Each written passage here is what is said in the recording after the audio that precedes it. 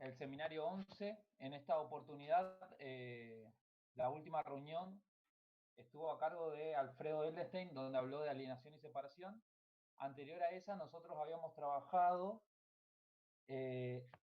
la clase 15 del seminario, no, la clase 10 del seminario 11. Sí, la clase 10. Y ahí habíamos dado con el texto de Tomás Sas, que se llama El concepto de transferencia, un texto publicado en 1961, que Lacan retoma ahí y comenta. El texto está en internet, solamente se puede conseguir en inglés. Nosotros hicimos una pseudo traducción. Gracias a Ailén Arrecart, que fue la que me ayudó con la traducción. Y bueno, entonces la idea era hoy trabajar en torno a este texto porque es bastante interesante. Y Lacan lo retoma en la clase 11 y en la 12. Usa este texto para hablar sobre ciertos temas. Entonces, voy a comentar el texto y luego voy a ver qué críticas le hace Lacan a Sas. Bueno, va a ser medio leído, así que paciencia. La clase 10. Y ahí fue publicado en 1961 en las publicaciones de la International Psicoanalítica. Lo publica Tomás Sas, que es un psicoanalista norteamericano que trabajaba en Siracusa, en la Universidad de Siracusa. Y bueno, lo que él se propone justamente en este artículo es establecer cuál es el concepto, cuál es el significado del concepto de transferencia para utilizarlo de manera más clara y precisa. Esta intención de establecer cuál es el significado de un concepto viene ya de una tradición filosófica, epistémica, norteamericana o anglosajona, de la mano de Carnap. Bueno, fue uno de los miembros del Círculo de Viena. Entonces, Carnap plantea el concepto de elucidación, que quiere decir tratar de definir lo mejor posible los conceptos con los cuales trabajamos y que determinan ciertas prácticas. En las publicaciones otra idea que también puede servirnos para esto es Castoriadis, lo publica Tomás Sas, en el libro que se llama El psicoanálisis, proyecto y elucidación, que trabajaba en Siracusa. En el prólogo encuentran una frase que le habíamos comentado con Franco y nos parece a mí, por lo menos me parece bastante enriquecedora. ¿Cuál es el significado del concepto de transferencia? Que dice, para utilizarlo de manera más clara y precisa. O sea, esta intención de establecer cuál es el significado de un concepto viene ya de una tradición filosófica. La estoy ubicando acá en el... La que arrancaba con pensar lo que hacemos. La mano de Carnap. Sí, esa es. Acá está. Entonces, Carnap plantea el concepto de elucidación, que es decir, trabajo que intenta pensar lo que los hombres hacen y saber lo que piensan. El trabajo de elucidación pretende esto, idea que también puede servirnos para establecer, a partir de pensar qué hacemos, qué es lo que pensamos. Es inverso a lo que se plantea generalmente, en el cual se supone que nosotros pensamos algo y actuamos en función de eso. Encuentran Castoriadis invierte la relación y dice que nosotros actuamos o realizamos alguna práctica y que de ello se puede deducir qué pensamos. El texto de Sas me parece que tiene un poco ese espíritu porque habla de cómo los psicoanalistas utilizan el concepto de transferencia en la clínica y qué concepto, qué tipo de elucidación se podría hacer al respecto, cómo se podría definir mejor. Él va a tomar bajo 5 encabezados, es decir, la propuesta va a tratar de definir qué se entiende por transferencia. El primero se va a llamar transferencia y realidad, el segundo transferencia en la situación analítica y fuera de ella. El tercero, transferencia y transferencia neurótica. El cuarto, transferencia como juicio del analista y como experiencia del paciente. Y el quinto, transferencia y aprendizaje. Todo esto lo van a encontrar más o menos resumido, más o menos una especie de alusión en las clases la 9, la 10 y la 11 en el seminario 11. El primero, que se llama transferencia y realidad, lo que él dice es que se utiliza el término transferencia como similar a error, ilusión o fantasía. Utilizan el concepto de transferencia. Entonces, se utiliza transferencia contrastándolo con la supuesta realidad. ¿Qué se podría hacer al respecto? Y cita ahí el texto de Freud de 1914, las conferencias, perdón, de 1916-1917, donde dice: el nuevo hecho que, por tanto, estamos desganadamente obligados a reconocer, lo llamamos transferencia. Con esto queremos decir una transferencia de sentimientos sobre o a la persona del médico, porque no creemos que la situación del tratamiento pueda contar como origen de dichos sentimientos. O sea que en la situación analítica sucede una transferencia, que es que el médico empieza a funcionar como o con un valor que no es real o que no es objetivo. Y lo que dice acá Sass, que me parece muy claro, dice que hay un conflicto de opinión entre el paciente y el médico. O sea, el paciente experimenta sentimientos hacia el médico y el médico dice que esos sentimientos no son para él. Entonces dice, hay un conflicto de opiniones. Y agrega que este conflicto se resuelve por el juicio autocrático del médico. ¿Por qué? Porque la visión del médico es correcta y es considerada la realidad, mientras que la postura del paciente es incorrecta y es considerada transferencia. Ese es un modo en el cual utilizamos transferencia, o sea, eso no es para mí, usted está transfiriendo sobre mí ciertas cosas. Entonces, ¿quién decide que eso es así? El médico, por un juicio autocrático, por la autoridad del médico, que supone que él sabe qué es la realidad y qué es la transferencia. Y nombra para ello a Numbert, un texto de 1951 que no lo voy a comentar, y un artículo de Spitz de 1957, que Lacan también retoma, por eso solamente lo voy a leer acá, el extracto. Dice: tomo el caso de esa paciente femenina mía, quien después de casi un año de análisis conmigo, en conexión con un sueño, expresó la opinión de que yo era el dueño de una cabeza rica en cabello castaño y algo rizado. No sé si recuerdan, pero Spitz era pelado. Ahí es clara la cuestión, dice Spitz, de la transferencia, de cómo le transfiere propiedades en el sueño que él no tiene.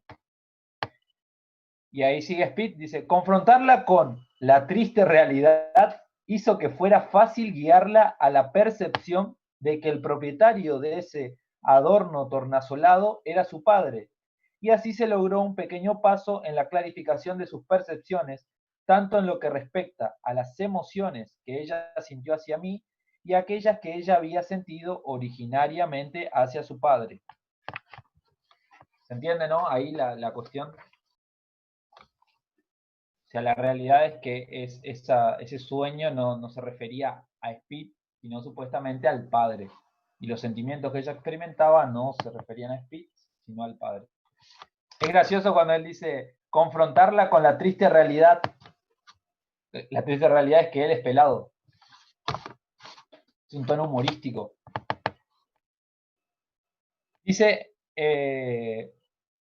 continúa Sass y dice: hay otra situación más desafiante en la que el analista cree que el analista es amable, simpático y comprensivo, pero el paciente cree que es arrogante y egoísta. ¿Quién debería decir ahora cuál es la realidad y cuál es la transferencia? El punto es que el analista no encuentra las relaciones del paciente preclasificadas, por así decirlo. Por el contrario, él debe hacer esa clasificación. El uso profesional en el concepto de transferencia debería llevarnos al hecho de que el término no es una descripción neutral, sino más bien el juicio del analista sobre el comportamiento del paciente. ¿Se entiende la primera crítica que él hace? Él dice: cuando nosotros hablamos de transferencia, lo que hacemos es clasificar una serie de comportamientos como irreales o no objetivos. Pero eso es una idea del analista, una clasificación puesta a jugar por el analista. No existe eso en la realidad, es un concepto puesto en juego. Continúo. Eso es El primer apartado. El segundo es transferencia en la situación analítica y fuera de ella. Acá él indica que ha habido como una especie de discusión respecto de si la transferencia es propia del psicoanálisis o si la transferencia se reaviva en psicoanálisis, pero es propia de un montón de otras situaciones. Mientras que Freud enfatizó desde el principio que en realidad la transferencia es algo que se da universalmente en un montón de situaciones. Pero, por ejemplo, McAlpine, que es la que retoma Lacan, Welder y Menninger, los tres sostienen que en realidad la situación analítica produce la transferencia, o sea que no hay transferencia por fuera de la situación analítica. Y lo que va a decir acá, que lo que va a destacar Sass es que Freud, Fenichel y Glover son los de la posición clásica, los que sostienen que en realidad la transferencia se reaviva en análisis, pero en realidad no es originaria de esa situación. Y dice, definir transferencia en términos de una situación analítica es como definir microbios como pequeños objetos que aparecen bajo un microscopio. Es como si el microscopio inventara los microbios. Así como la aparición de las bacterias no está limitada a los laboratorios, tampoco la aparición de la transferencia está confinada a la situación analítica. Sin embargo, cada una es observada y estudiada mejor, no en su hábitat natural, sino bajo circunstancias especiales, es decir, en el laboratorio. Él, si lo recuerdan la clase que dieron Rodrigo y Marcos, era lo que Lacan decía, que lo que permite el análisis es estudiar la transferencia, pero la transferencia es un fenómeno que se da en un montón de situaciones, no necesariamente analíticas. Y él dice que esta postura no implica que la situación analítica no ejerza influencia en el desarrollo de la transferencia. La situación analítica favorece la transferencia, pero la transferencia no es propia del psicoanálisis. Continúo con el siguiente. Transferencia y experiencia neurótica. Acá dice que estoy comentando más o menos una especie de categorización de cómo se trabaja la transferencia en los post-freudianos, que generalmente no lo estudiamos. Él hace como una categorización. Y dice acá que la transferencia se divide en transferencia y transferencia neurótica. Entre los textos post-freudianos se suele dividir transferencia como algo salvaje que se da en muchas situaciones y transferencia neurótica. Y que la diferencia entre una y otra es una diferencia de grado. Es como si la transferencia neurótica fuera más potente. Y concluye este apartado que es cortito, dice, la impresión en este uso proviene de una falta de estándares en cuanto a la cantidad de transferencias requeridas antes de que uno pueda hablar legítimamente de una transferencia neurótica. En consecuencia, la distinción entre transferencia y transferencia neurótica permanece arbitraria e imprecisa o impresionista.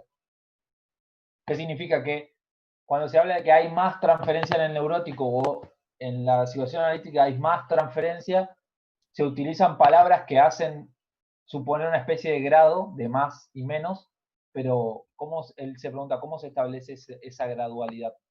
¿Cómo digo, a partir de este punto hay más transferencia y a partir de este punto hay menos? Se dice, es una distinción arbitraria esa.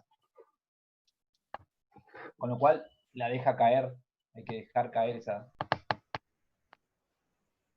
Leandro, Sí, perdón, pero me parece que la mejor traducción de eso sería neurosis de transferencia. No sé si sería sí, transferencia neurótica. o neurosis de transferencia, sí. Claro.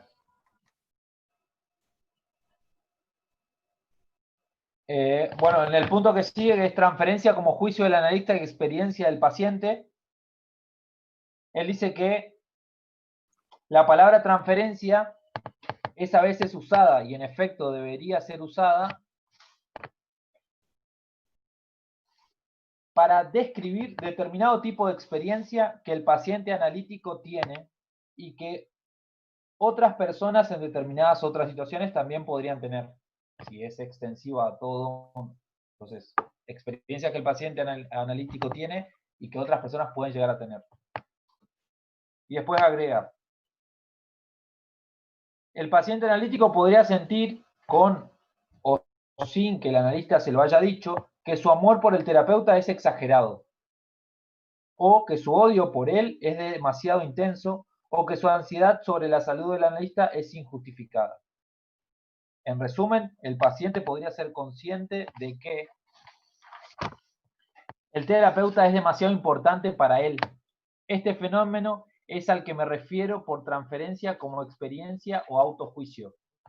Entonces, el analizante puede percibir, puede tener un juicio respecto a la transferencia en el cual diga que el analista es o lo ama demasiado o lo odia demasiado de manera injustificada.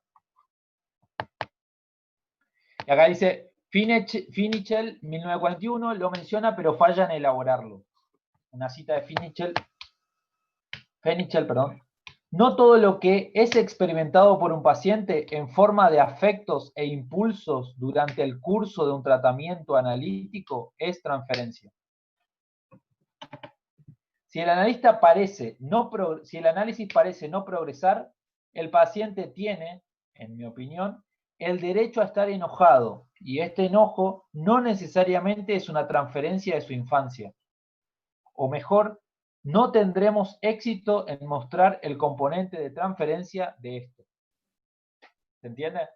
O sea, vas desglosando una serie de situaciones y él dice que el paciente esté enojado por la situación analítica, ¿no? Porque la situación analítica no progresa, porque los síntomas siguen iguales o porque no le encuentra el sentido a la situación. Eso no significa que sea una situación de transferencia. Que el paciente no quiera venir a sesión porque la verdad que no le encuentra mucho sentido, no necesariamente es transferencia. ¿Qué lo hace transferencia? Que nosotros lo nominemos así, pero no es en sí mismo transferencia eso. Y ahí dice Sass, el hecho de que el juicio del analista sobre si el comportamiento del paciente es o no transferencia puede ser validado por el paciente. Y por el contrario, la experiencia y el autojuicio del paciente puede ser validada por el analista. El término transferencia expresa un juicio formado ya sea por el terapeuta o por el paciente sobre algunos aspectos del comportamiento del paciente. De esta manera, una acción o sentimiento del paciente puede ser juzgado como transferencia si es considerada como una expresión de interés básicamente dirigida hacia objetos infantiles o de la infancia, desviada al analista o alguna otra figura en la vida actual del paciente. O realidad o comportamiento adaptado si es considerado un sentimiento válido sobre la persona a quien está dirigida. ¿Se entiende? Entonces uno tiene siempre la división, uno trabaja, lo que importante acá no es cómo uno clasifica, sino que uno trabaja con estos conceptos de manera implícita. Cuando el paciente viene y me saluda y está de buen humor, yo puedo interpretar que eso es un sentimiento real u objetivo. Pero si ya está enojado conmigo, yo digo, no, eso es transferencia, eso ya no me corresponde a mí. ¿Se entiende? Todo lo que va delimitando, nosotros trabajamos con esa idea. Hay ciertos sentimientos que el paciente tiene y que por un juicio autocrático nosotros decimos, no, eso no tiene nada que ver con esto, y cuando sí suponemos que tiene que ver con la situación analítica, decimos sí, esto es objetivo o real. Entonces no son sentimientos de transferencia. Y ahí él hace como una especie de clasificación donde dice, ya que cada situación analítica involucra a dos personas y que cada una tiene una elección de dos juicios acerca de cualquier ocurrencia, o sea, es transferencia o es objetivo, ocurrencia o aparición particular, habrá un cuadro resultante. A, el analista y el paciente están de acuerdo. El analista dice que eso es transferencia y el paciente dice, el analista le dice eso es exagerado y el paciente dice, sí, la verdad que es exagerado ese sentimiento, coincido. Entonces no debe ser por su figura, sino por alguna otra cosa infantil mía. En los términos del texto, ¿no? B. El analista considera que el comportamiento del paciente es transferencia, pero el paciente no, que es el caso de las histéricas de Freud, dice acá Sass. La mujer siente un amor por el analista le dice que eso es transferencia y la paciente dice, no, este amor es verdadero. Ese es el caso. O sea, el paciente dice que eso es transferencia, que no es realidad, y la paciente dice que eso es verdad, que no tiene que ver con algo fantaseado.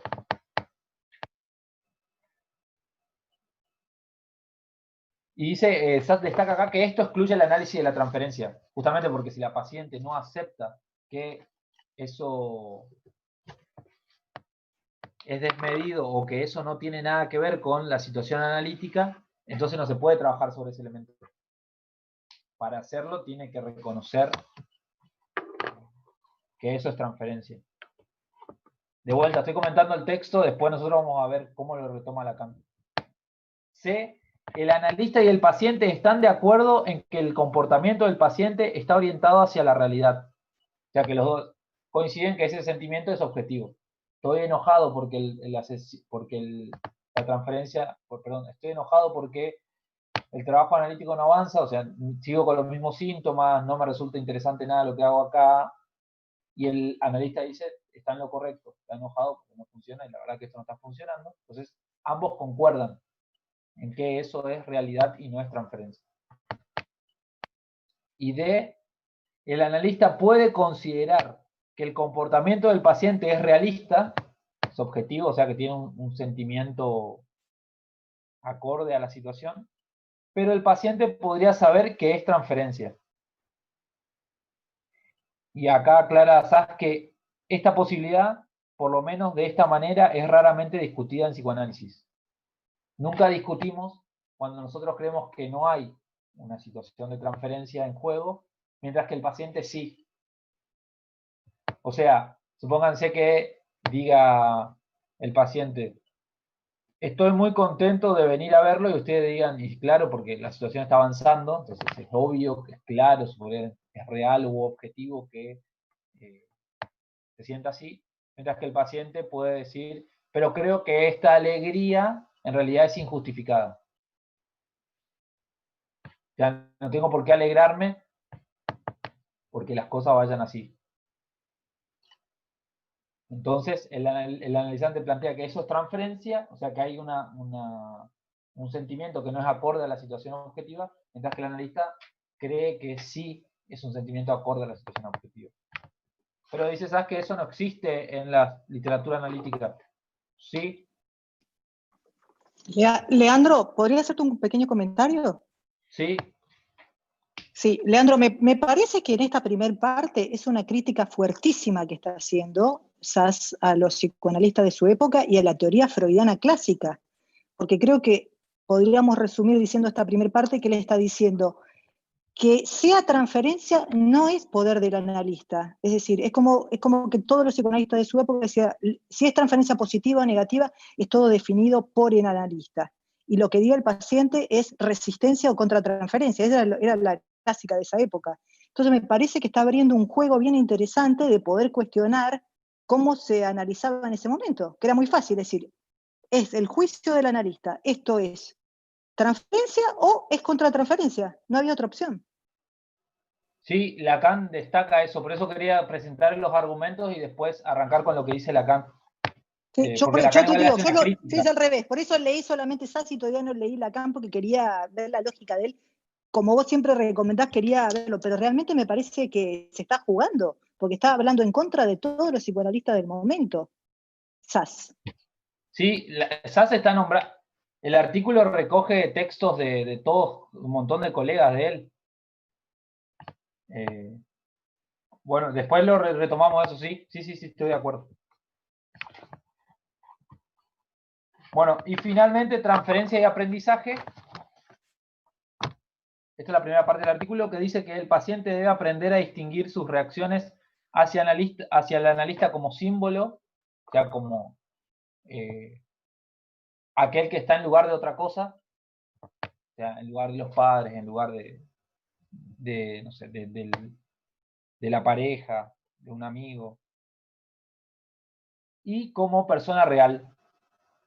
La relación analítica permite al paciente investir las reacciones humanas tomadas de otros, pero que el analista no acepta ni rechaza, sino que solo interpreta. Entonces lo que va a marcar acá, me parece lo más importante en esta cuestión, es justamente que él lo que plantea es que la cuestión de la transferencia, o trabajar con la transferencia, que son estos, ya se entiende, son estos comportamientos o sentimientos que el analizante tiene con el analista. El analizante debe aprender a tomarlos en consideración y hacer un juicio sobre eso, analizarlos en ese sentido. Entonces eso requiere un aprendizaje.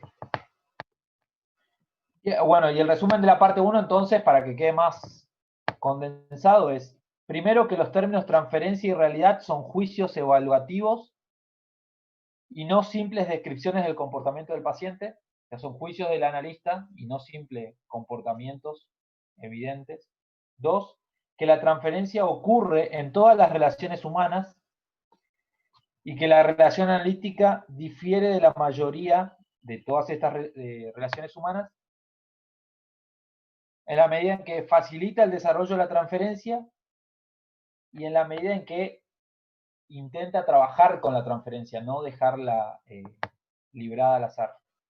3, la distinción entre transferencia y transferencia neurótica o neurosis de transferencia, como sugirió Fede, es cuantitativa y arbitraria. Es decir, que no hay un estándar de cómo se debería medir esa cantidad de transferencia necesitada para que una transferencia se transforme en neurosis de transferencia. 4, el comportamiento humano, especialmente en el análisis, puede ser experimentado y observado a la vez. No solo puede el analista considerar el comportamiento del analizante, ya sea como transferencia o realidad, sino también puede hacerlo el paciente mismo. O sea, puede considerar que lo que le pasa es realidad o transferencia.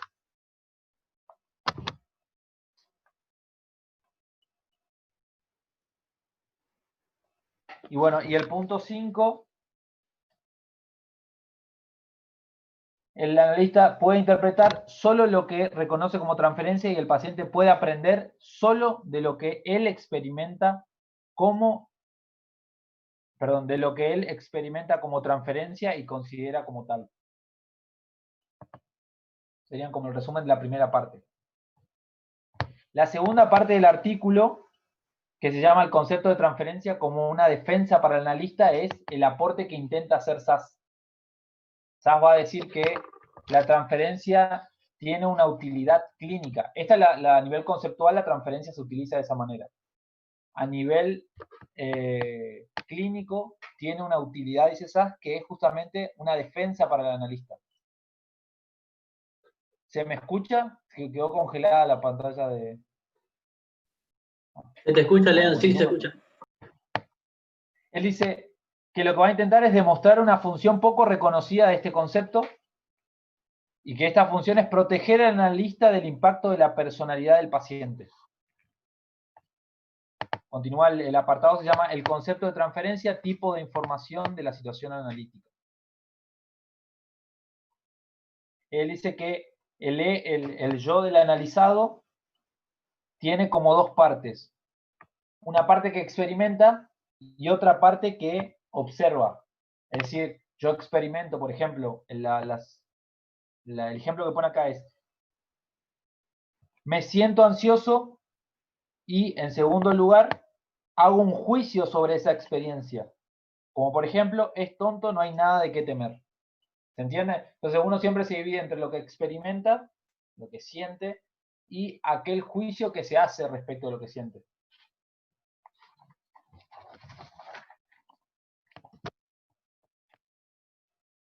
Entonces siempre está en juego de ser en la situación analítica, las dos personas, el analista y el analizante, la experiencia de cada participante. 2, el juicio de cada participante sobre su experiencia. 3, el juicio de cada participante sobre la experiencia de su compañero. Es decir, por ejemplo, el analista es que yo estimo que es aquel comportamiento o aquel sentimiento que el analizante expresa. Y la reacción de cada participante al juicio de su compañero sobre su experiencia. O sea, si yo analista coincido con el juicio que hace el analizante de su experiencia o estoy en desacuerdo. Y bueno, y después dice que, lógicamente, esta relación de reacción al juicio del otro se puede establecer hasta el infinito. O sea, cómo reacciono yo a la interpretación del otro y cómo el otro reacciona a la reacción mía respecto a su interpretación y así hasta el infinito.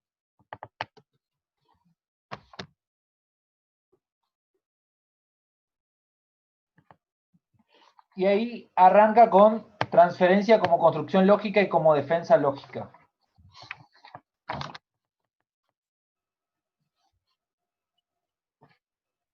Y él dice que es claro que por la relación o el vínculo íntimo que se establece entre un analista y el paciente, es claro que el analista llega a ocupar un lugar como objeto libidinal. Recuerden que él está utilizando los términos del psicoanálisis de su época, como objeto libidinal. Dice, pero ¿qué hay para prevenir al paciente de convertirse en objeto libidinal para el analista? O sea, ¿cómo el analista evita que el paciente se transforme en un objeto libidinal para él? Y él dice, la relación analítica se diferencia de todas las otras en que se espera que tanto el paciente como el analista hagan de su relación del uno con el otro un objeto de escrutinio científico. Por ejemplo, en una relación de médico-paciente, las reacciones afectivas del paciente no van a estar en juego. O sea, el médico y el paciente no se van a poner a debatir de cuáles son las causas de por qué al paciente no le cae bien cómo el médico le explica las cosas. O si el paciente está en lo correcto o no en sentirse de esa manera. Pero en el análisis sí se va a tratar de hacer ese escrutinio científico.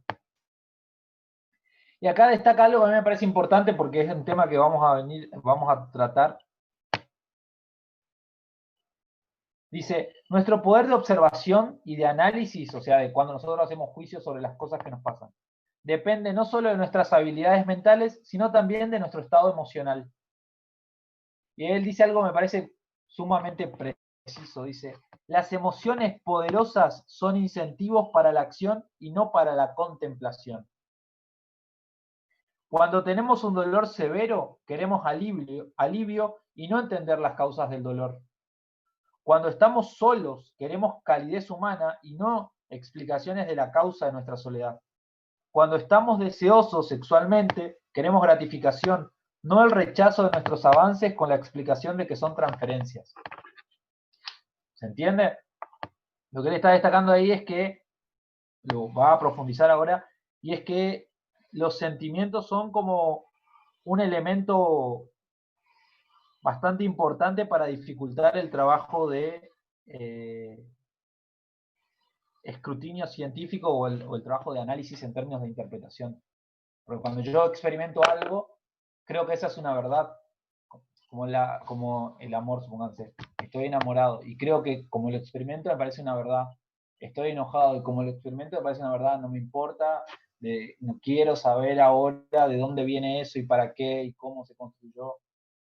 Entonces, los sentimientos, los afectos tienen ese carácter de eliminar la parte contemplativa en términos de indagación del porqué. Y él dice, la situación analítica es así una paradoja, estimula y al mismo tiempo frustra el desarrollo de relaciones humanas intensas. O sea, dijimos que la situación analítica facilita que aparezcan sentimientos transferenciales, pero a la vez frustra esos sentimientos porque no va a hacer que esos sentimientos se lleven a cabo. O sea, si se produce amor de transferencia como en Freud, no se va a corresponder a ese amor, sino que se va a intentar hacer de ese amor justamente un elemento a analizar.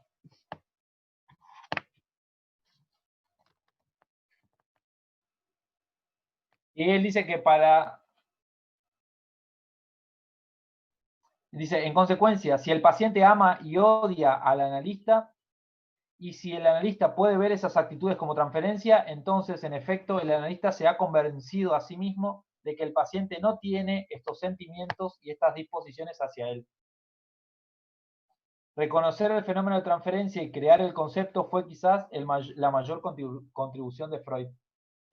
Lo que él está intentando destacar acá es que la transferencia es una defensa porque si el analista cuenta con el concepto de transferencia, si aparece en la situación analítica algún tipo de vínculo afectivo, del lado del paciente siempre, porque eso es la orientación que tiene esto, el analista dice, no, eso no me corresponde, entonces vayamos más allá de eso. Entonces el paciente se le declara, dice, no, vayamos más allá de eso, esto no tiene nada que ver. En ese sentido es una defensa el concepto de transferencia.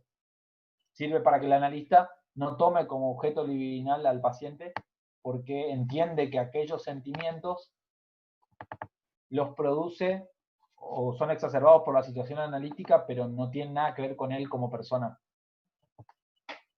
¿Se entiende esa cuestión?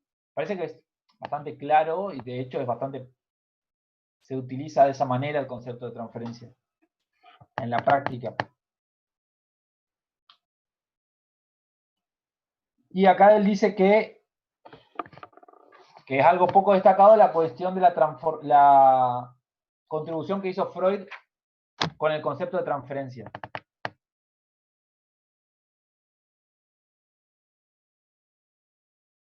Y ahí explica que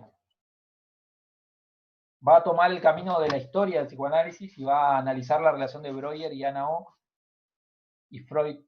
Él dice que la tríada esa da lugar al psicoanálisis y va a intentar explicar por qué. Y pone el acento en la transferencia. Dice que cuando los pacientes a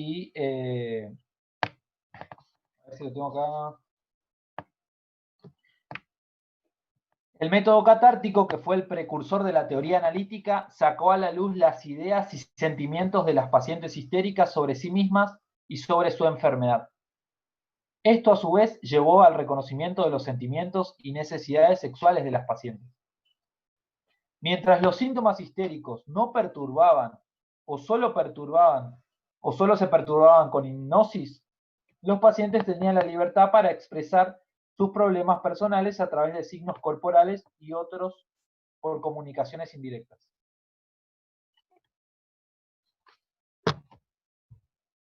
Dice que esta era una situación psicoterapéuticamente homeostática porque la paciente podía expresar eso en síntomas corporales y entonces el médico podía estudiar esos síntomas, el médico psiquiatra de la época de Charcot, podía estudiar eso de manera objetiva. Pero dice que Breuer perturbó esto, la homeostasis entre el médico y la paciente, al iniciar la traducción del lenguaje corporal histérico del paciente al habla ordinaria. Es decir, que intentó descubrir cómo se traducía esos síntomas a palabras. Entonces perturbó la homeostasis entre la histérica y el médico psiquiatra. Y ahí dice, pero Breuer pronto descubrió que esto no era para nada como descifrar los jeroglíficos egipcios. Me encantan las metáforas de él. Dice, la tablilla de mármol no se vio afectada por los efectos del traductor, pero la paciente histérica sí. Una vez eliminadas las inhibiciones, una vez efectuada la traducción, se volvió necesario para el terapeuta ocuparse de la nueva situación. Una mujer atractiva, excitada sexualmente, en lugar de una paciente lastimosamente incapacitada. Breuer, como sabemos, no pudo hacer frente a esta nueva situación y huyó de ella. Freud, sin embargo, pudo y así estableció su justa pretensión de grandeza científica. Está hablando del episodio con Ana O, en el que supuestamente Breuer empieza a trabajar con Ana O, Ana O inventa la talking cure, o sea, empieza a hablar y empieza a curarse de sus síntomas, pero en la medida en que se va desarmando los síntomas, aparecen fenómenos de transferencia, que es este amor o este interés de Ana O por Breuer. ¿Y qué hace Breuer en ese momento? Abandona el tratamiento. O sea, dice Sass que Breuer no pudo con eso, mientras que Freud sí. Va a explicar cómo.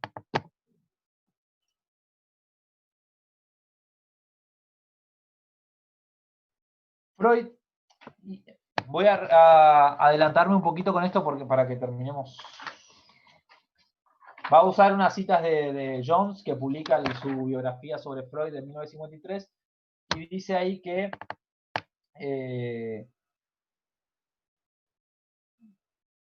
Breuer atiende a Ana O, en la casa le empiezan a decir que justamente se estaba ocupando mucho de Ana O, entonces la mujer se empieza a poner, dice que desarrolla acá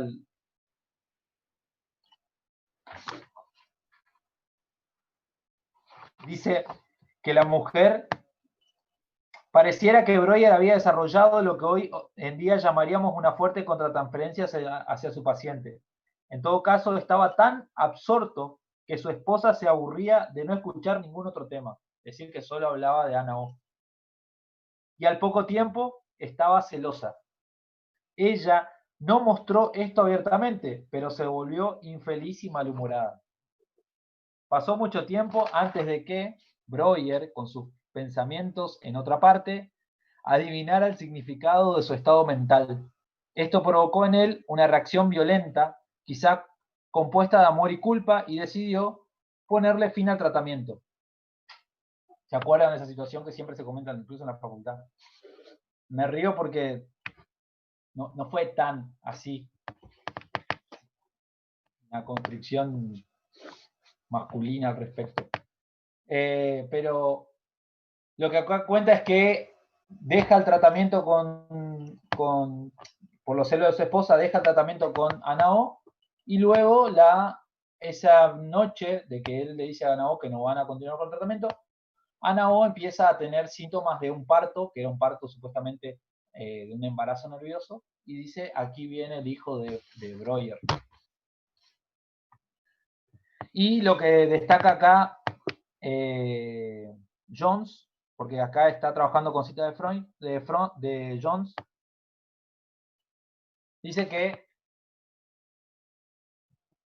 Breuer se va de vacaciones con su esposa y la embaraza.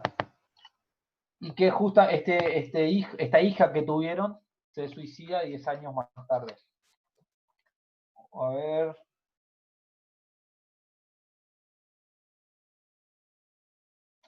O a los 30 años, no recuerdo bien. Acá está.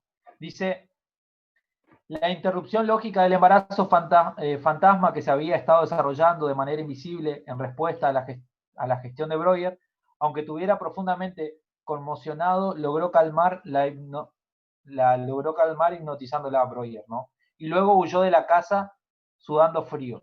Al día siguiente, él y su esposa partieron hacia Venecia para pasar una segunda luna de miel, lo que resultó en la concepción de una hija. La niña nacida en estas circunstancias iba, casi 60 años después, a suicidarse en Nueva York. Lo que cuenta acá, el resumo para que quiero pasarlo a lo de Lacan, lo que destaca acá es que Breuer no quería hablar nada de esto porque le sentía culpa y resentimiento respecto de Ana O. Breuer le propone escribir el texto sobre estudios sobre la histeria. Breuer le dice que no, y hasta que Freud le cuenta que había pacientes que se enamoraban de él en el tratamiento, pero que eso él consideraba que era un efecto del tratamiento y que no tenía nada que ver con la relación personal. Entonces, a partir de eso, Breuer acepta escribir estudios sobre la histeria. Entonces, ¿qué analiza acá Sass? Dice, Freud ya sabía toda la historia, entonces dice, Freud pudo ver que como tercero, pudo darse cuenta de que ahí hubo un fenómeno de transferencia, y le puso ese nombre, y que en esa medida desculpabilizó a Breuer. y que eso dio origen al psicoanálisis, o sea, el poder diferenciar los sentimientos como construcciones irreales o no reales de la situación analítica. Y en esa medida el concepto analítico de transferencia es una defensa porque le permite al analista tener una relación mucho más íntegra con el paciente porque no se aprovecha de eso. ¿Vamos hasta ahí? Voy a avanzar con lo de Lacan, a ver si llegamos. Lacan lo que va a hacer es tomar, él dice en la clase, la presencia del analista, dice, hay una crisis en el análisis y esto se justifica porque no hay en ello ninguna parcialización. Que escoja un texto muy reciente que por ser de una mente nada mediocre, está hablando de esas, por ser de una mente nada mediocre, la manifiesta de manera más palmaria. Se trata de un artículo denso, muy cautivante de Thomas Szasz. Y él dice, salteo, y él dice, es muy llamativo que el autor considere la transferencia meramente como una defensa del psicoanalista y llegue a una conclusión como la siguiente. La transferencia es el eje sobre el cual descansa la estructura entera del tratamiento psicoanalítico.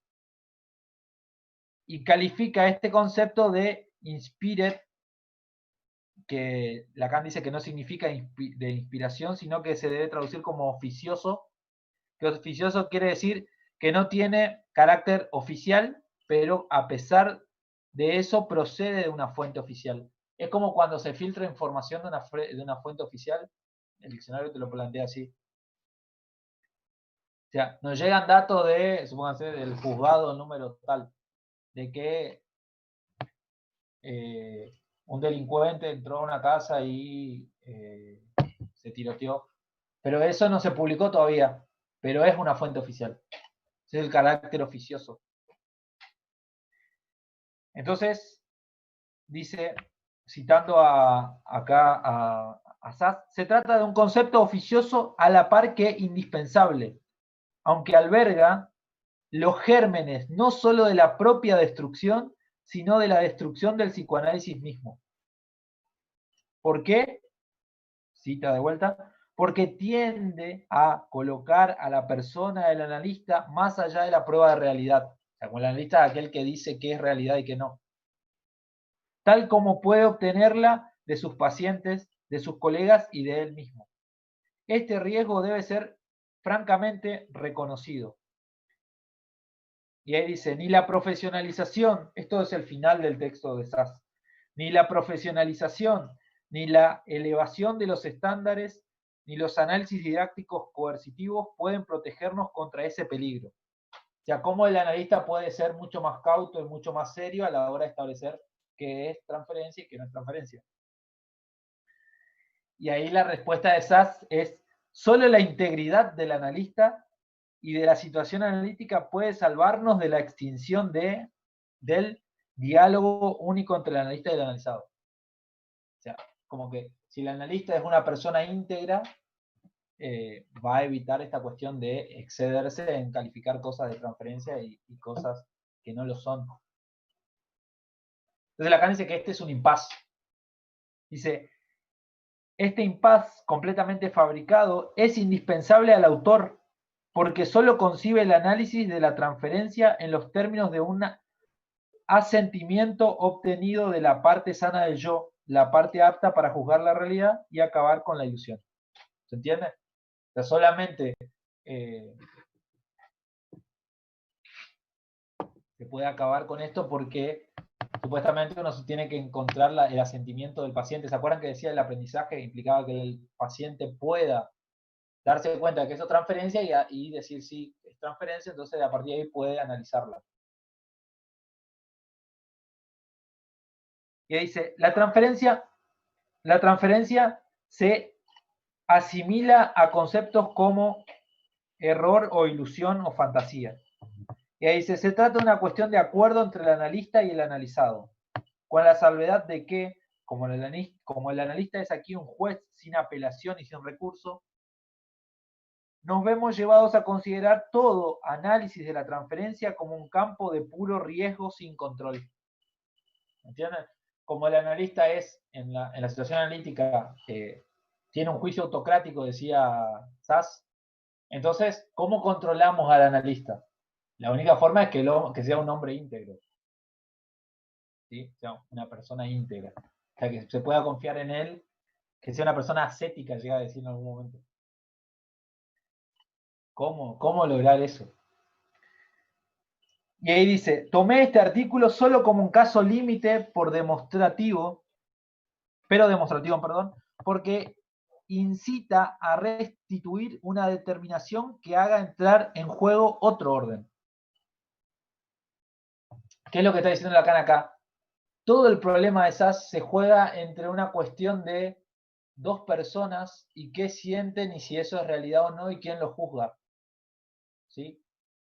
Entonces Lacan dice, hay que introducir ahí otro orden.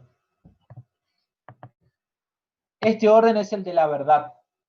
El fundamento único de la verdad es que la palabra, aún mentirosa, la invoca y la suscita. Esta dimensión siempre está ausente del positivismo lógico que domina el análisis del concepto de transferencia hecho por Sass. Por eso les hablé de Carnap al principio. Es un análisis lógico de la transferencia.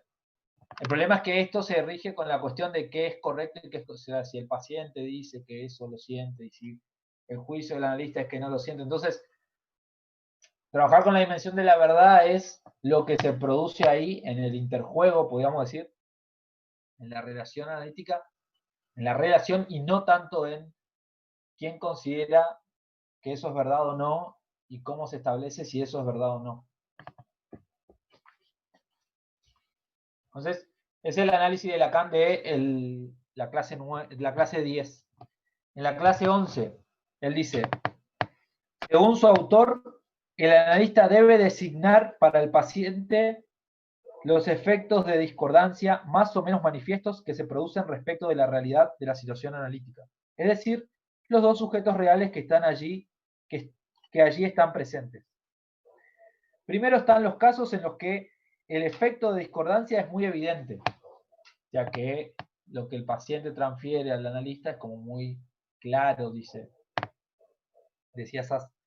Se puede ver ilustrado por la pluma humorística de un Spitz, uno de esos viejos aguerridos que se las saben todas cuando de divertir al público se trata. Y ahí cita el caso de Spitz que yo les leí. Toma el ejemplo de uno de sus pacientes que en uno de sus sueños llamados de transferencia, o sea, de realización amorosa con su analista, Spitz, en este caso, lo ve dotado de una cabellera tan abundante como rubia. Esto, a cualquiera que haya ojeado el cráneo pulido del personaje de Spitz, es bastante conocido como para ser célebre, le parecerá un caso en el que el análisis podrá mostrar fácilmente al sujeto las distorsiones que lo han conducido a los efectos del inconsciente. Pero, cuando se trata de calificar una conducta del paciente como descortés para con su analista, hay una sola alternativa. Según Sass, o el paciente está de acuerdo o no lo está. Y entonces, ¿cómo decidir o no en base a la posición principista de que el analista tiene siempre la razón? Con lo cual nos vemos colocados de nuevo en este polo a la vez mítico e idealizante que Sass llama la integridad del analista. O sea, si el analizante hace algo que se considera descortés, ¿cómo decidir si eso es transferencia o no? Dice, y eso dependerá de que el analista sea una persona íntegra. Si es una persona íntegra, lo va a hacer de manera objetiva. Si no es una persona íntegra, por ahí no lo hace. Entonces dice, ese es un polo idealizante y mítico, dice Lacan. O sea, establecer una especie de figura de persona íntegra. ¿Qué querría decir eso? Sigue Lacan. ¿Qué sentido puede tener esto a no ser el de la referencia a la dimensión de la verdad? O sea, todo esto no puede tener ningún valor si no se lo referencia a la cuestión de la verdad. Repite lo que dijo anteriormente. O sea, la dimensión del significante de la palabra, donde la verdad está en juego incluso en la mentira. Tengo pues que situar este artículo no en el plano heurístico, sino en el erístico. Que lo erístico viene de la palabra eris, que significa conflicto, debate, y tecné, que significa arte. Entonces, es el arte o la ciencia del conflicto. Justamente lo que decía Karina es que este artículo es un artículo de debate, de conflicto. Viene a ubicar esos problemas del análisis. Y que manifiesta la presencia de una verdadera crisis de conciencia de la función del analista. ¿Se entiende por qué una crisis de conciencia, no? Porque lo que dice Sass es que debemos empezar a ser personas más íntegras. Hemos sido personas más íntegras hasta este momento calificando las transferencias.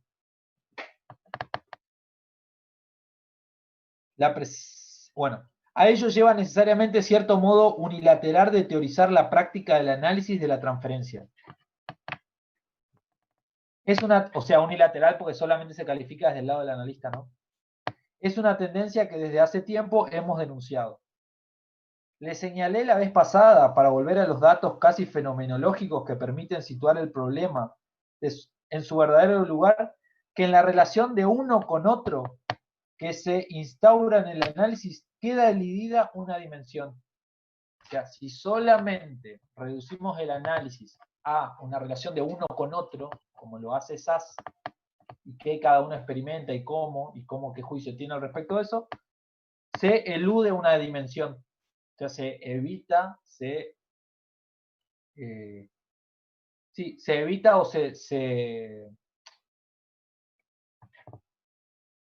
vamos a dejar se evita, no se me ocurre un sinónimo. Se evita una dimensión. Dice, es evidente que esta relación se instaura en un plano que no es simétrico ni recíproco. Entonces dice, hay una dimensión que se evita, y es que esta es una relación que no es ni simétrico ni recíproco. La del analizante con el analista. Entonces no tiene que ver ahí tanto qué piensa cada uno respecto del otro. Vieron que eso sí hacía Sass. ¿Qué piensa cada uno respecto del otro? ¿Qué siente cada uno respecto del otro? ¿Y qué juicio tiene uno respecto del otro? Entonces, supuestamente, al acordar esa cuestión, podría funcionar el análisis. Acá dice Lacan que no es. Que ya Alfredo había trabajado esta idea, que no es ni simétrico ni recíproco. Que no están en igual situación y de un lado para el otro no es lo mismo. No es lo mismo del analista para el paciente y no es lo mismo del paciente para el analista. De esto se da cuenta Sass y muy equivocadamente lo deplora. En esta relación de uno con otro se instituye una búsqueda de la verdad en la que se supone que uno de los dos sabe. Lacan empieza a introducir la cuestión del saber acá, que no estaba introducida ni en el otro texto ni hasta este momento, la del sujeto supuesto saber. Se está como gestando esa idea. Entonces, en un análisis de una relación de uno con otro, se inicia una búsqueda de la verdad y se supone que uno de los dos sabe. O al menos que sabe más que el otro. ¿Se entiende, no? Uno va al analista porque supone que hay un saber, por lo menos, ahí, en el analista. Respecto a él, surge de inmediato el pensamiento no solo de que no debe engañarse, sino también de que lo pueden engañar, que era lo que habíamos trabajado. O sea, que no debo engañar al analista, pero si no debo engañarlo, entonces se lo puede engañar. Aquel que sabe, pero aquel que se puede engañar también. Y ahí dice, el engañarse, entonces, se le endilga al sujeto. No es simplemente que el sujeto en forma estática esté en el error, en falta. Es que en una forma móvil, en su discurso, está situado esencialmente en la dimensión del engañarse. Falteo eso, después lo vamos a discutir, creo. Para ver la última cita de Lacan, ya en la clase siguiente, que se llama La sexualidad en los desfiladeros del significante. ¿Qué hace Lacan? Toma las mismas, no explicita esto, pero en las citas en las que se basa para hacer todo este desarrollo son las citas que yo resumí de Jones, que pueden encontrar en el artículo, donde Jones cuenta la historia de Anna O y Breuer y Freud entre medio ahí. Dice Lacan en el punto 3. Para no dejarlos con el pasmo de una afirmación que podría parecerles aventurada, me limitaré a recordar por qué entró el inconsciente en el horizonte de Freud. Hablemos de Anna O, pero dejemos la historia de O y llamémosla por su nombre, Berta Pappenheim. Una de las grandes figuras de la asistencia social en Alemania. La transferencia se descubrió a propósito de Anna O y Breuer. Breuer estaba encantado con la operación que se llevaba a cabo con la susodicha. Todo parecía andar como sobre ruedas. Era la limpieza de chimeneas. Nada de sexualidad, ni de microscopio, ni con catalejos. Entonces, esta es la primera parte que relata Sass. O sea, cuando se empezó a hacer la traducción, todavía no pasaba nada. Pero como dice Sass, la tablilla de cera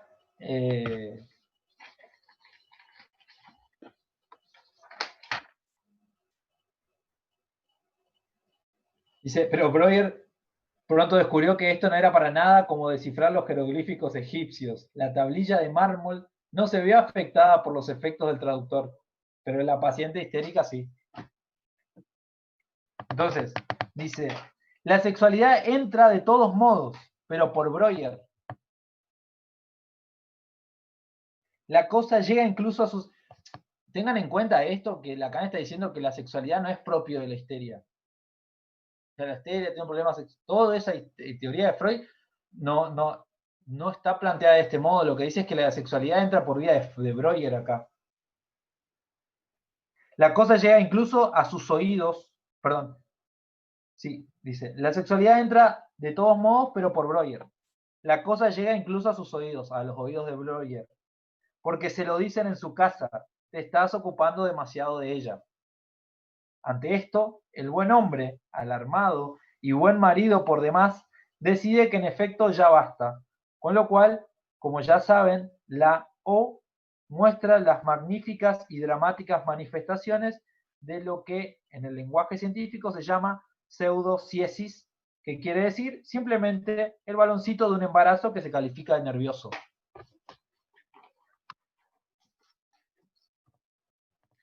En este plano no son, dice,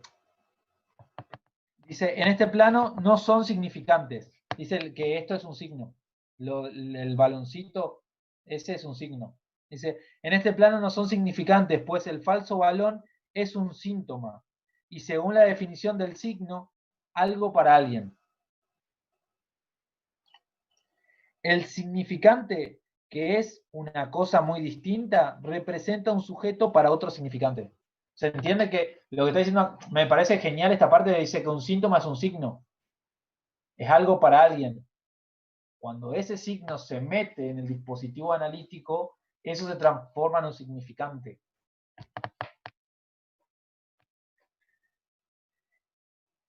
Dice, gran diferencia que hay que articular muy bien en esta ocasión, pues no sin razón se tiende a decir que todo esto, como dice la canción, es culpa de Berta.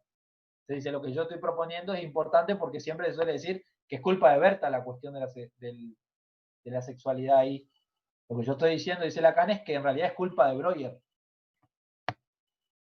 Pero les ruego que dirijan su pensamiento hacia las tesis siguientes. 2 puntos. ¿Por qué no considerar más bien el embarazo de Berta? Según mi fórmula, el deseo del hombre es el deseo del otro. Acá está escrito con minúsculas. Como la manifestación del deseo de Breuer. ¿Por qué no pensar que era Breuer quien deseaba un hijo? Les daré un asomo de prueba. Y es que Breuer se va a Italia con su mujer y no tarda en embarazarla, como recuerda Jones a su interlocutor en embarazarla de un hijo. Acá no sé si está mal, no revisé esta perla, no sé si está mal el escrito, la Lacan se equivoca, es una hija en realidad. Dice el imperturbable galés que por haber nacido en esas condiciones acaba de suicidarse en el momento en que él está hablando. En esos momentos en el que se publica en 1953 se suicida la hija de Breuer. Dice, continúa Lacan, pero fijémonos en lo que Freud le dice a Breuer. Pero bueno, ¿a qué tanto lío? La transferencia es la espontaneidad del inconsciente de la Berta esa.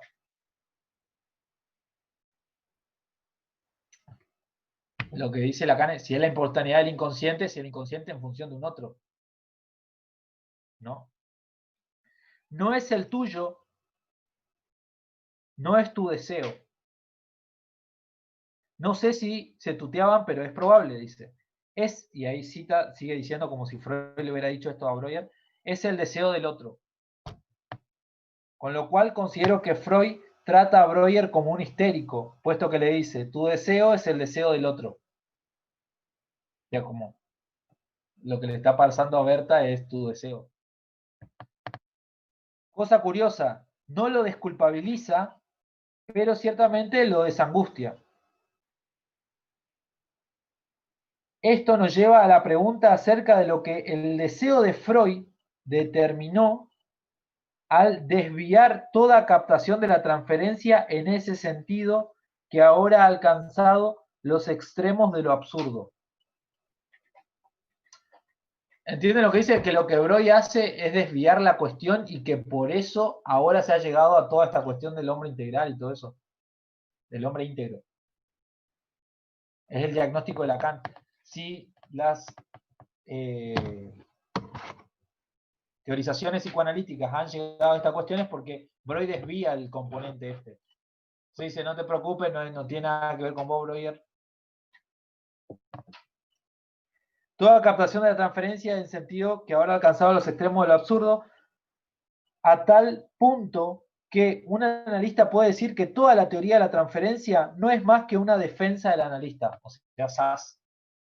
Todo esto ha alcanzado un desvío justamente al punto de que un analista puede llegar a decir que la transferencia es una defensa. Yo le doy un vuelco a este término extremo. Muestro exactamente su otra cara al decir que es el deseo del analista. ¿Se dan cuenta? Anterior a eso, todo dice que era lo que Lacan decía acá.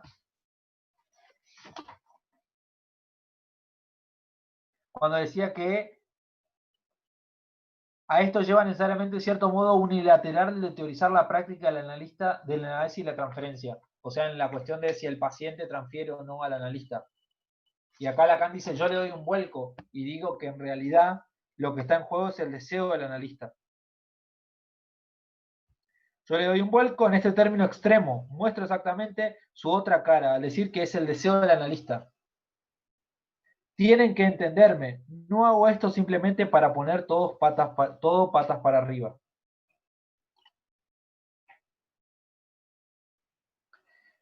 Y ahí dice algo que tendríamos que discutir, que es la contribución que hace cada quien al mecanismo de la transferencia, apartándola de Freud, ¿no es algo donde su deseo puede leerse claramente? Y ahí dice que en Abraham se puede leer la cuestión de los objetos parciales, en Ferenczi la cuestión de soy un padre soltero,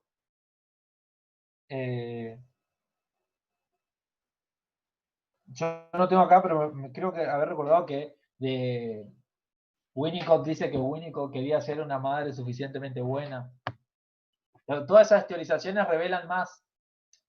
Todas esas teorizaciones que ponen el acento solamente en la cuestión del analizante y cómo el analizante transfiere, al ser teorizadas terminan develando qué es lo que quiere hacer el analista con su paciente, dice Lacan. Entonces, al darle el vuelco él, lo que intenta es dejar eso, tratar de despejar esa cuestión, que no quede como implícita. Bueno, creo que llegué hasta el final de del texto. Me parece que deja muy claros, o sea, 1, 2, 3, son como 7 u 8 páginas entre las 4 clases, entre las 3 clases, que se quedan más claras leyendo el texto de Sass. No sé qué les parece, qué les suscita toda esta cuestión. Podemos intercambiar ahora. Vean, ¿me escuchás? Sí, sí. Pero ahí te hago un pequeño comentario que me pasó a mí leyendo el texto, capaz a vos también. Con respecto a uno de los primeros ejemplos que él toma para hablar de la transferencia, para decir que es algo que no ocurre solo en de las bacterias. Y por ahí para mí ese ejemplo ya es como anticipatorio un poco de lo que va a venir en el pensar o por lo menos a mí me hizo pensar en eso, cómo de alguna manera plantea cierta analogía como algo que contamina o algo de lo que hay que terminar defendiéndose, por ejemplo.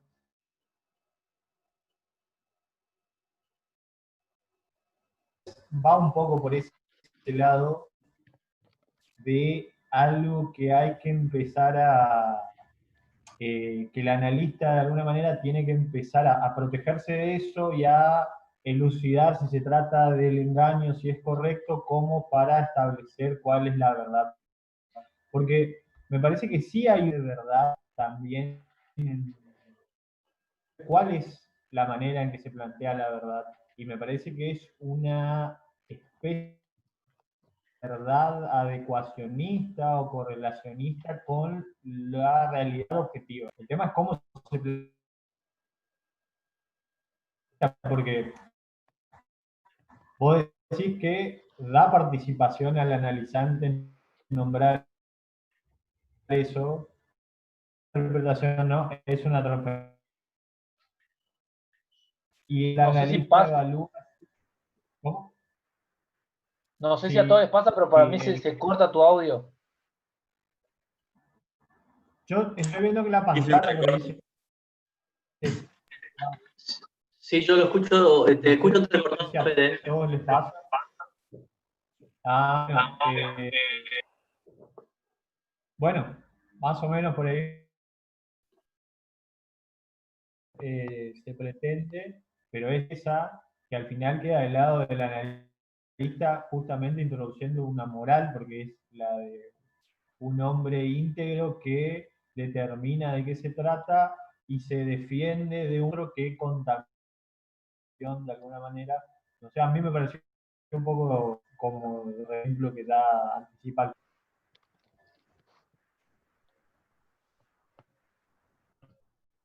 Sí,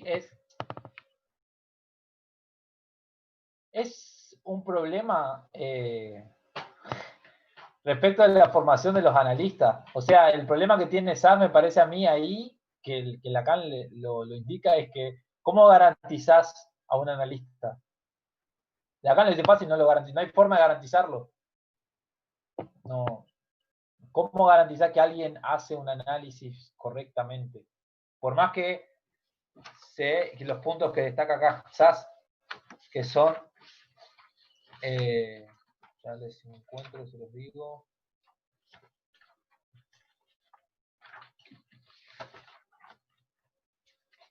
Si alguien quiere ir aportando algo, Leandro, ¿puedo comentar? sí. Bueno, primero quería decir impecable tu comentario, porque le di una leída a Sass y me pareció impecable el punteo que hiciste del texto y cómo apuntaste directo con Lacan. Yo me dediqué a tus consejos y solamente leí Sass para no contaminar lo de Lacan y me pareció interesantísimo cómo lograste hacer ese punteo de Sass a Lacan. Lo que me gustaría hacer un par de comentarios, como yo leí el texto de Sass y no tengo la parte de Lacan, pero me parece marcar los impases de Sass, que me parecen clarísimos en su texto, y cómo vos explicaste, Lacan avanza. Entonces, por ejemplo, también rescatarlo un poco al SAS, porque me pareció para la época bastante revolucionario, me pareció que está criticando al conjunto de psicoanalistas freudianos del momento, desde el punto de vista que el primer punto que dice es que la transferencia no es una descripción, él mismo está proponiendo que es un concepto, y yo me quedé pensando si el resto de los psicoanalistas lo pensaban como concepto. Y por otro lado, si lo podemos pensar, que si él fue el que tiró esta idea por primera vez, decir, bueno, un momento, la transferencia es un concepto, y como concepto es un instrumento que nos permite separar de la experiencia fenomenológica, le tenemos que reconocer que quizás Lacan también sacó de esa idea de decir, bueno, la transferencia, ¿qué es? Es un concepto en primer lugar.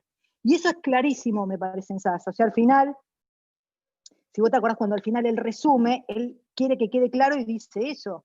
Él dice, sumario, ¿qué es? Es una construcción lógica y una defensa psicológica, pero lo dice clarísimo, entonces estaba pensando que eso es un buen aporte de SAS. Ahora, las limitaciones de SAS, para mí, las podríamos resumir con la falta de concepto de discurso, la falta de concepto de significante y la falta de los 3 registros. Porque si vemos todos los problemas que tiene SAS en la descripción, el problema de transferencia es si lo que piensa el paciente, lo que piensa el analista, lo que piensa el paciente, lo que piensa el analista, es porque se está manejando la relación imaginaria. Es decir, está ahí. Y SAS no tiene la dimensión tercera. Pero sí les quiero mostrar que SAS casi llega a esa posición tercera, porque yo agarré una frase, fíjense lo que dice SAS. Dice, SAS propone que Freud llegó a transferencia porque tomó, y esta es la palabra en inglés, meta position, o sea, una posición meta. Entonces dice, gracias a que Freud tomó una posición meta con el problema entre Breuer y Anao, él logró ubicarse, y en inglés dice respect to the subject. Y acuérdense que Lacan, subject lo usa también como en inglés. Entonces, ¿qué está diciendo SAS? Que Freud logró esa posición tercera y conceptualizar la transferencia porque no era con él. Y fíjese como que SAS llega hasta ahí, y ahí podemos pensar, ahí es donde avanza Lacan.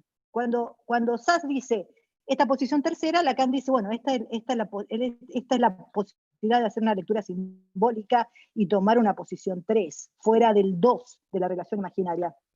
La otra frase que yo rescato de SAS, que es como que llegó y no llegó, fíjense qué interesante, dice que la posición del analista es, esto es SAS, no es Lacan, es SAS, dice, es no responder en el mismo nivel de discurso. Eso me pareció casi lacaniano, ¿sí? Y dice, ¿cómo hace eso el analista? Y SAS dice, para no responder en el mismo nivel de discurso, la posición del analista es analizar. Es decir, hacer una lectura científica de lo que le pasa con el paciente. Lo mismo, es una aproximación, es SAS tratando de proponer esto y sin contar con el concepto de, como digo, discurso, posiciones de discurso, toda la teoría de Benveniste y todo eso. Y cuando resume Leandro al final la propuesta de Lacan, fíjense que la propuesta de Lacan es lo contrario de SAS, porque SAS dice al final que para Anao el analista era un objeto. No, el analista no era un objeto, dice eso, que para Anao el analista no era un objeto, sino el símbolo de su deseo. Y ahí es como Lacan da vuelta y dice, no, un momento, no era que Breuer era el símbolo del objeto de deseo de Anao, sino que, al dar lo contrario, dice, el problema era con Breuer. Y esos dos elementos, y la cuestión de que, tal cual lo que dice Lacan, que al final lo único que consigue decir es que se trata de la integridad, y que pero por otro lado, fíjense que en esto coincide Lacan con SAS, porque estamos en el seminario de los fundamentos del psicoanálisis y esta transferencia. Y en el final, en el resumen, y en el sumario final, SAS dice que la transferencia es la semilla que va a permitir toda la construcción del análisis o su destrucción. Con lo cual está diciendo que SAS está proponiendo que transferencia es un concepto, una construcción lógica y pivot, dice, fundamental para todos, que es lo mismo que nos va a proponer Lacan, pero por supuesto, considerando que todas estas dificultades de SAS, él habla de simbolización, habla de símbolo, no consigue proponer significante. Con las limitaciones de esas, Lacan consigue, pero lo que yo quiero decir es que me parece que lo leyó, pero varias veces. No es que lo de una leidita, me parece que con todo lo que presentó Leandro queda bien claro que Lacan lo ha tomado bien en serio este texto. Sí, a mí me parece que la primera clase, la clase 9, Lacan introduce con todo lo que dice Sass. Para mí, las distinciones que hace es las que encuentra ahí. Lo que vos decías me parece también correcto acá, dice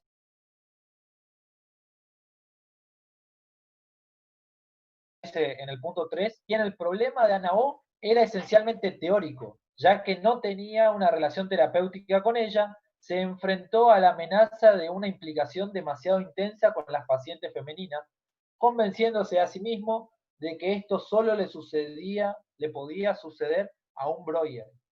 Y ahí se comentará esto más tarde. Claro, lo que dice acá es que el problema de la transferencia de Ana O y Breuer, para Freud era un problema teórico, y lo resolvió teóricamente. No era un problema de experiencia y aprendió de la experiencia. Y entiendo lo que vos decís, claro que se reduce el problema de integridad. Acá Sass da 3 puntos para cómo ser un analista íntegro. Depende de la personalidad del terapeuta, él debe ser ascético hasta cierto punto, ya que debe ser capaz de enlazar afectos fuertes y abstenerse de actuar, donde otros no podrían ser capaces de hacerlo. Ya como que te van a jugar ahí sentimientos y el analista tiene que ser prudente como para no actuar, no responder.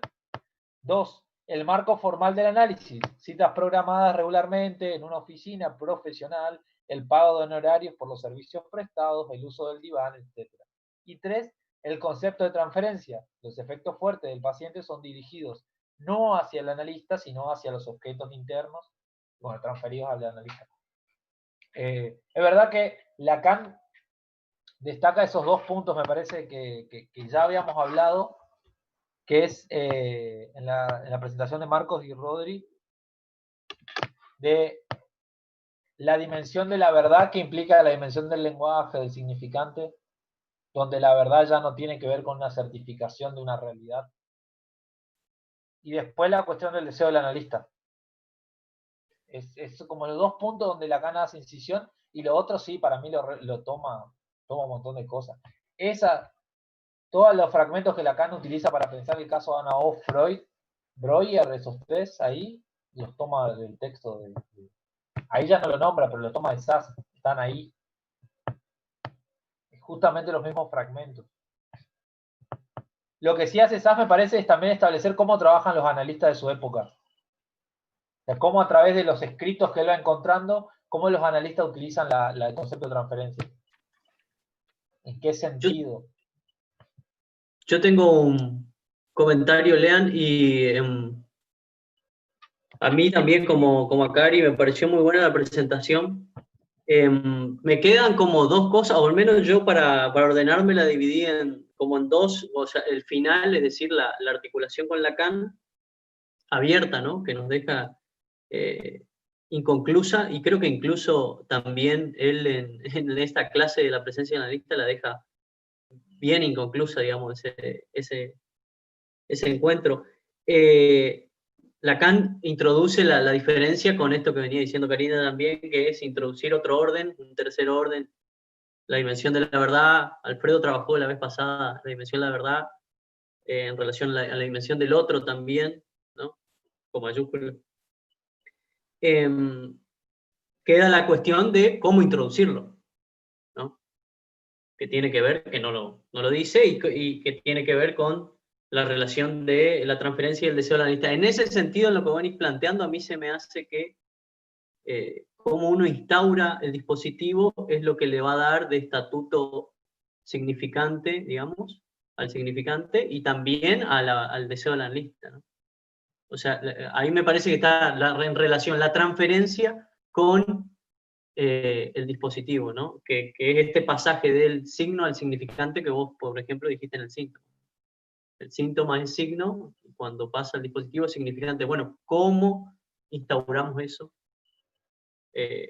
Me resuena a mí. Y lo otro, que queda abierto, ¿no? Y lo otro es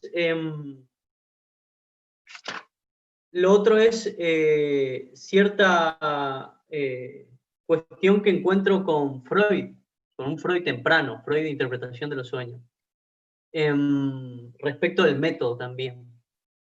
Y Freud tiene esta postura también, ahí se deja de vislumbrar, pero a penitas, ¿no? No hay pactos con el yo sano, ¿no? Que es lo que dice Lacan. No se puede pensar en que en algún momento uno puede ponerse a conversar con el analizante como fuera del dispositivo, digamos. Que es lo que dice Sass. Hagamos acuerdo, pensemos acá, reflexionemos en conjunto si este fenómeno fue transferencial o no. ¿Qué te pareció a vos? Que es una lógica posible. No, igual yo lo pienso que, qué sé yo, una lógica posible tendrá sus obstáculos, ¿no? Lacan dice, bueno, no se puede hacer acuerdo con esa parte sana. Freud piensa más o menos lo mismo al comienzo, en este capitulito 2 de la interpretación de los sueños, respecto al método. Dije, hay un biombo imaginario, dice Freud, que nosotros no tenemos que dar concesión, digamos. El analista habla de un modo cuando está en el diván y después sale de ahí y habla de manera diferente. Esa concesión al principio la podemos dar, dice Freud, y después ya no. Me pareció eso interesante, al menos que me resonó a mí. Me resonó a mí.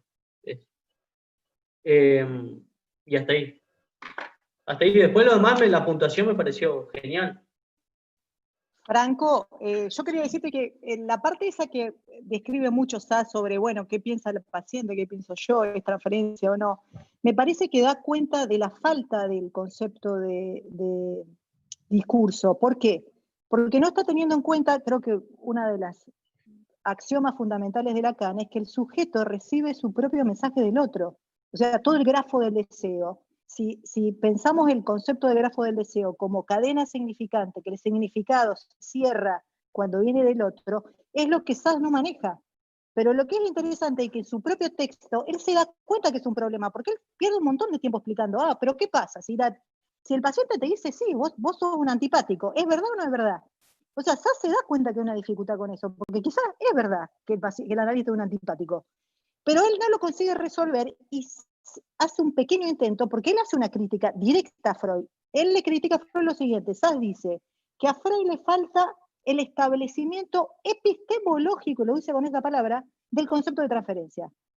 Y me parece súper interesante porque en el fondo, con estos conflictos que tenemos, si es primero la práctica o es segundo la teoría, Sass está del orden de que primero la teoría y luego la práctica, clarísimo. Solo que su teoría, la teoría que él tiene de transferencia, le es insuficiente. ¿Y qué es lo que le falta? Todos los avances de la lingüística, discurso, Benveniste, eso es lo que él no consigue, no se consigue despegar. Pero yo creo que es como si él sí da cuenta de esa dificultad de sus colegas, de decir, si tu paciente quiere ser antipático, quizás lo sos, no es posible negar eso. Pero al mismo tiempo, como dijo bien Leandro, él como que te dice dónde se empantana el concepto, te dice que es una construcción científica, pero no va más allá de la integridad. Es decir, y él dice, hay que tener cuidado porque esto no se puede saber. Dice, como está el analista encerrado en un cuarto con la paciente, solo podemos esperar que sea íntegro. Sí, yo estoy de acuerdo en eso, sí, estoy de acuerdo en eso, Karina.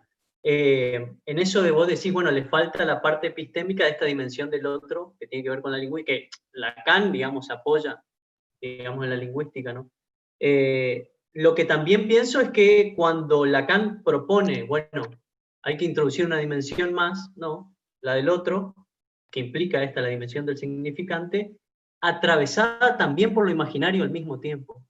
Sí. Digamos, ahí me parece que hay toda una tensión, toda esta erística, este arte erístico del psicoanálisis, ¿no? Porque lo imaginario también está en juego en ese espacio.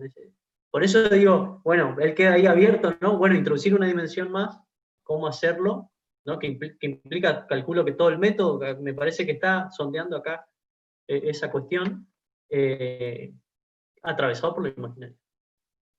Sí, justo estaba leyendo, Franco, uno de los libros de topología de Alfredo que explica la transformación del esquema lambda, ¿te acuerdas que trabajamos la otra vez? Y Alfredo dice que cuando se transforma, y viste que queda solamente, queda como una Z y queda sujeto A barrado y el otro? Bueno, Alfredo dice que justamente la transformación de ese esquema es que te permite colocar una línea. Y si vos pones en una línea ese esquema, te queda sujeto A barrado, otro. ¿Qué es lo que vos me estás diciendo? Que no queda otra que entre el sujeto y el otro, en la cadena del discurso, no te queda otra que atravesar lo del medio, que es el eje imaginario. Creo que en ese trabajo que hace Alfredo resume lo que vos acabas de decir, que no queda otra entre el sujeto y el gran otro, vamos a tener siempre ese segmento, el campo de lo imaginario, y tenés que atravesar por ahí, no queda otra. Sí, sin duda. Me parece que ahí está el desafío, que me parece de que queda abierto ahí. No sé, Lean, ¿qué te pareció? No, sí, concuerdo, que era algo de lo que estábamos hablando, venimos hablando de esta cuestión de quizá el desprecio que a veces se tiene por lo imaginario, cuando en realidad es elemento operatorio necesario, o sea, no quedarse ahí, pero no poder decir, bueno, hasta acá, imaginario, ahora vamos a hacer análisis, Sí. después ya no, es muy difícil, depende de una maniobra todo el tiempo, me parece que eso lo tenemos claro en la práctica, es una maniobra, pero necesariamente tenés que saber distinguir que hay dos cosas distintas, porque si las confundís, no sabes cuándo estás en un plano y cuándo estás en el otro. Que Sí. no sean totalmente separables no significa que debamos confundirlos totalmente. No, claro, sin duda. Bueno, ¿les parece si dejamos por acá? Ya estamos en hora. Estamos en horas. Yo te iba a decir que, bueno, a ver si tenemos alguna preguntita de YouTube. Tenemos, pregunta Eric, si alguien sabe dónde encontrar el texto de Lacan. No sé si se refiere al texto del seminario o al texto en realidad de SAS. Me parece que al de SAS tal vez se refiere. Que manda un mensaje al Instagram y le pasamos. Bueno, dale. Mensajito a través del Instagram, entonces. Bueno, y con eso no sé si alguien más tiene preguntas.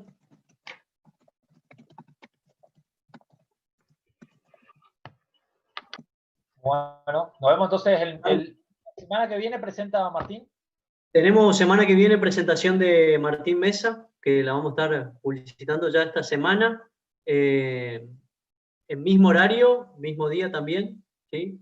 El director de Apola Salvador de Bahía, Brasil, así que nos va a acompañar con una presentación. Ahí que te busco el título ya si querés, acá, que la tenía por acá.